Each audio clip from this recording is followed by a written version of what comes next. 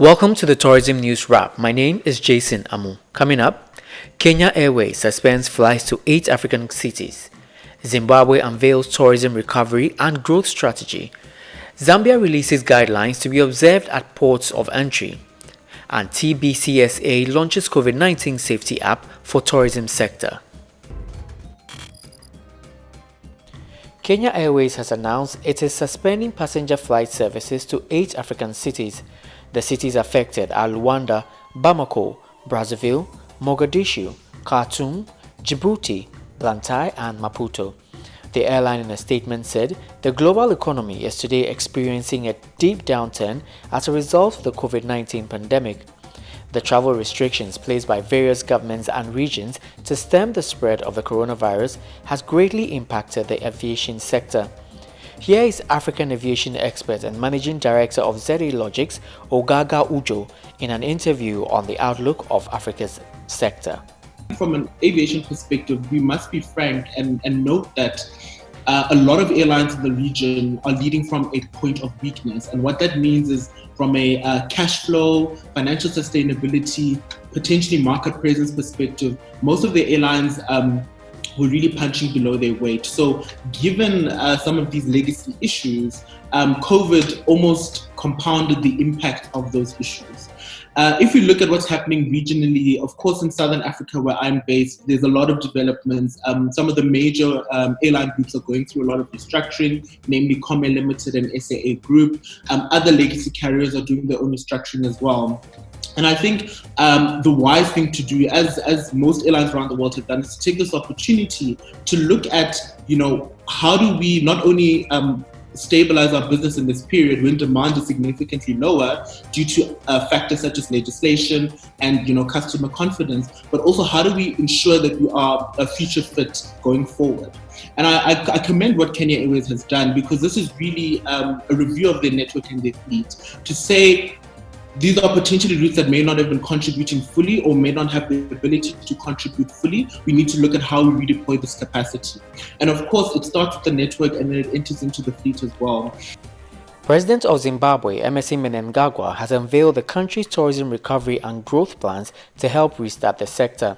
Launching the document at Zimbabwe's tourism capital, Victoria Falls, the country's leader underscored the importance of the tourism sector to the economy and the need to also develop sustainable tourism products. Tourism recovery and the growth strategy we are launching today is anchored on Zimbabwe's vision to be a prime international tourist destination based on the judicious and sustainable exploitation of the unique assets of nature, culture, heritage, and the built environment.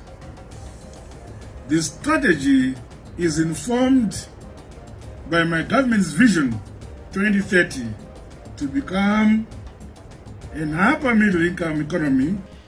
The Tourism Business Council of South Africa has launched a tourism and hospitality industry app called the Opus for Business. The app is expected to aid in the safe reopening of the industry by training business operators on the safe implementation of the COVID-19 tourism safety protocols. The CEO of the council, Chifiwa Chivengwa, has been speaking to Tourism News Wrap. Second phase of the protocols that we have launched, in a few months, earlier. So what we have done is that, we have, as a Tourism Business Council, we've gone out and put together the industry COVID-19 safety protocols, which we then, went and presented to government. After we presented to governments, we released them to be used by the industry. The next phase that we're doing now is digitalize, the protocols to ensure that, everyone across the country, from all 9 provinces of South Africa, is able, to be compliant with those protocols that we've issued through this technology or through this app. For now, it helps with compliance. It helps with, creating a track and trace list. It helps with the employees who are coming in. To ensure that everyone, when they come into work every day, they are registered. You're able to put in the temperature. Following the announcement by President Edgar Lungu of Zambia on the reopening of the country's air borders in July 2020, the Department of Immigration, the Zambia Tourism Agency and the Airport Corporation have released a set of guidelines to be observed by travelers to the Southern African country. According to the communique, the guideline serves to inform international travelers to Zambia of the safety measures that they will be required to observe on arrival and during their stay in the country. These guidelines have been developed in consultation with the Zambia Ministry of Health. The closing date for the World Tourism Organization's Inspiring Africa Challenge has been extended to September 7. The UNWTO Inspiring Africa Branding Challenge, in collaboration with CNN, invites key actors from the marketing and branding sectors to present their proposals for a campaign that positions Africa as a destination in the minds of travelers. Beyond COVID-19, the campaign aims to create a positive image of Africa as a tourism destination that supports the efforts of individual countries and companies, tells the many positive stories about Africa, and makes tourism a driver of development. The government of Malawi is currently working on developing risk management plans for the tourism industry, which will ensure proper management of the current coronavirus situation and future crises. The Minister of Tourism, Wildlife and Culture, Dr. Michael Bizuik Usi, in an exclusive interview with Voyage Afrique, said the move forms part of the government's intervention towards restarting tourism. He said the Malawi government, after engaging a broad section of industry stakeholders, had introduced a number of interventions to mitigate the impact of the pandemic. He said government suspended the tourism levy, negotiated for deferment of loan repayment and promotion of pay cuts to sustain jobs, allowing unpaid concessionaire pull-out. The Seychelles Tourism Board and Visa, the world's leader in digital payments, have signed an MOU to promote Seychelles as a destination of choice for tourists around the world. The MOU is aimed at enabling the Tourism Board to strengthen its marketing strategy globally through the promotion of electronic payments, technology, and services in Seychelles.